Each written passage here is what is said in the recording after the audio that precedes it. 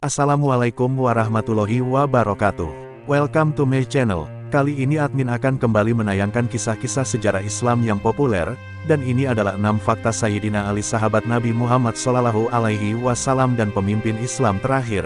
Simak kisahnya.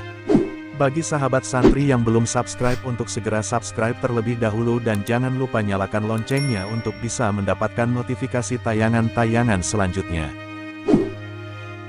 Ali bin Abi Thalib adalah salah satu sahabat Nabi Muhammad SAW yang menjadi Khulafaur Rasyidin terakhir atau pemimpin Islam setelah Rasulullah meninggal dunia. Ali adalah khalifah keempat, sekaligus yang terakhir. Ia merupakan sepupu Rasulullah SAW. Ayah Ali, yaitu Abu Thalib adalah paman Rasulullah. Ali yang bernama asli Haidar ini lahir di Makkah pada 13 Rajab, 10 tahun sebelum Nabi Muhammad diangkat menjadi Rasul. Sejak lahir, Ali telah ikut dan diasuh Rasulullah. Sosok Ali sudah hadir dan menjadi penghibur bagi Muhammad yang saat itu tidak memiliki anak laki-laki. Nabi Muhammad jugalah yang menyematkan nama Ali padanya. Rasulullah SAW lebih senang memanggil Haidar dengan nama Ali karena memiliki arti derajat yang tinggi di sisi Allah Subhanahu wa Ta'ala.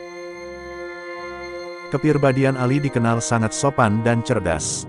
Rasulullah bahkan memberi julukan Ali bin Abi Thalib pintu gerbang pengetahuan Islam. Aku adalah kota ilmu, sedangkan Ali bin Abi Thalib adalah pintunya, sabda Rasulullah. Rasulullah juga menyandingkan Ali dengan sejumlah nabi terdahulu. Tiada pemuda sehebat Ali. Jika kalian ingin tahu ilmu Adam, kesalehan Nuh, kesetiaan Ibrahim, pelayanan Isa, maka lihatlah kecemerlangan Ali, kata Rasulullah. Berikut 6 fakta dari kisah Sayyidina Ali radhiyallahu anhu. Fakta dari kisah hidup Ali bin Abi Thalib. Ketika Nabi Muhammad SAW diangkat menjadi Rasul dan mulai berdakwah, Ali termasuk dalam orang-orang pertama yang mempercayainya. Ali tergolong dalam asabiqunal awalun atau orang-orang yang pertama masuk Islam. Saat itu, Ali memeluk Islam saat masih berusia remaja. 1. Telah menunjukkan kecerdasan yang berasal dari Al-Quran. Ali bin Abi Thalib dilahirkan di dalam Ka'bah dan mempunyai nama kecil Haidarah. Abu Thalib yang mempunyai anak banyak, Rasulullah SAW merawat Ali untuk meringankan bebannya. Selanjutnya, Ali tinggal bersama Rasulullah SAW di rumahnya dan mendapatkan pengajaran langsung dari beliau. Ia baru menginjak usia 10 tahun ketika Rasulullah menerima wahyu yang pertama. Ali bin Abi Thalib telah memeluk Islam sejak ia masih kecil, bahkan ia bisa disebut sebagai orang pertama yang masuk Islam. Ia menunjukkan pola pikirnya yang kritis dan brilian. Kesederhanaan, kerendahan hatian, ketenangan dan kecerdasannya bersumber dari Al-Quran dan wawasan yang luas. Ini membuatnya menempati posisi istimewa di antara para sahabat Rasulullah SAW lainnya. Kedekatan Ali dengan keluarga Rasulullah SAW kian erat, ketika ia menikahi Fatimah, anak perempuan Rasulullah yang paling bungsu. 2. Hidup sederhana. Semasa hidupnya, Ali hidup dengan sederhana. Ia cukup makan dengan lauk cuka, minyak, dan roti kering yang dipatahkan dengan lututnya. Pakaian yang digunakan Ali juga pakaian yang kasar, yakni pakaian ala kadarnya untuk menutupi tubuh saat cuaca panas dan terpaan hawa dingin. Seperti yang dikutip dari tulisan Sayyid Ahmad As-Syalaini dalam bukunya yang berjudul Kumpulan Khotbah Ali bin Abi Thalib. Bahkan di rumahnya, tidak terlihat sebuah kasur sama sekali ataupun bantal tempatnya untuk berbaring. 3. Peran Ali saat Rasulullah SAW hijrah ke Madinah.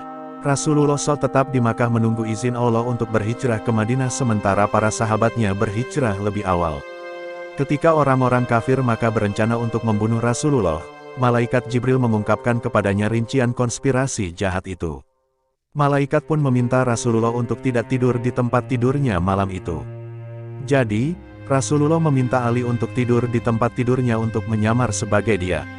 Sementara Rasulullah meninggalkan rumahnya dengan selamat di malam hari dan bermigrasi ke Madinah.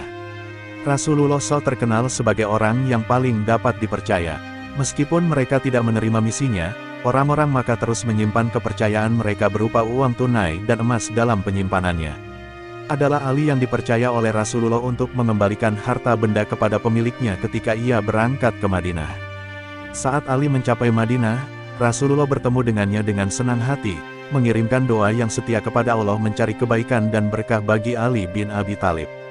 Dengan migrasi ke Madinah, Rasulullah SAW meletakkan dasar-dasar negara Islam. Ia mulai dengan menciptakan ikatan persaudaraan di antara para sahabatnya, membangun masjid, mendukung perjanjian dengan orang-orang Yahudi di Madinah. Rasulullah juga mulai mengirim detasemen, dan secara keseluruhan membentuk masyarakat baru. Ali di sana sangat aktif dalam melayani Rasulullah, begitu dekat dengannya, mengikuti perintahnya dan belajar dari bimbingannya.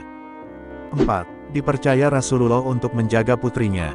Ali menikahi putri Rasulullah yang paling dicintai, Fatimah, salah satu wanita terbaik di seluruh dunia. Ibunya adalah Khadijah binti Khuwailid. Pernikahan yang diberkati terjadi di Madinah setelah Perang Uhud, ketika Fatimah berusia 15 tahun.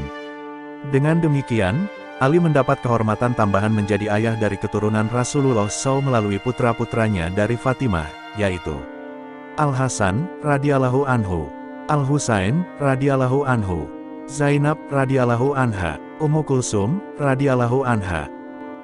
5. Khalifah keempat. Setelah pembunuhan Khalifah ketiga Utsman bin Affan para sahabat Rasulullah mendekati Ali memintanya untuk menjadi khalifah. Namun Ali menolak tanggung jawab jabatan besar tersebut terlebih dahulu, dan memberikan saran untuk menjadikan dirinya sebagai penasihat bukan kepala. Walau pada akhirnya, ia memutuskan untuk membawa masalah tersebut ke hadapan publik muslim di Masjid Nabawi. Alhasil, mayoritas sahabat di Madinah menganggap Ali sebagai orang yang paling cocok untuk menjadi khalifah setelah Utsman. Pada tanggal 25 Zulhijjah 35 tanggal 24 Juni tahun 656 Masehi, sumpah setia diucapkan oleh Ali sebagai khalifah keempat. Beberapa masalah dihadapi khalifah baru ketika Ali mengambil alih kekuasaan, yaitu ia harus membangun perdamaian di negara bagian dan memperbaiki situasi politik yang memburuk. Dia perlu mengambil tindakan terhadap para pembunuh Utsman. Pemerintahan Ali ditandai dengan terjadinya cobaan dan masalah di kalangan umat Islam. Penyebab utama dari masalah-masalah tersebut adalah Partai Sabit, yang didukung oleh budak-budak yang disakiti dan penduduk desa.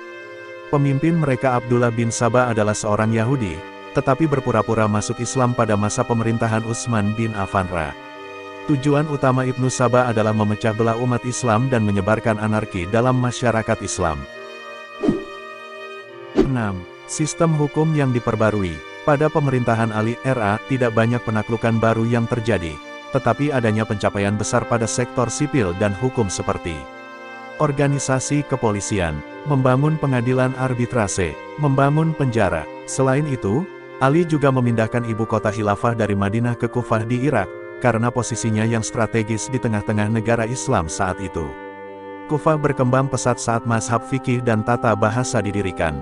Selain itu, Ali memberi perintah untuk melengkapi surat-surat Al-Quran dengan tanda-tanda vokal untuk pertama kalinya. Itulah 6 fakta dari Sayyidina Ali bin Abi Thalib yang senantiasa setia kepada Rasulullah SAW, serta menegakkan nilai-nilai ajaran Islam. Mudah-mudahan kita bisa mengambil hikmah dan pelajaran dari kisah-kisah sahabat Nabi Muhammad SAW. Terima kasih yang sudah menonton. Wassalamualaikum warahmatullahi wabarakatuh.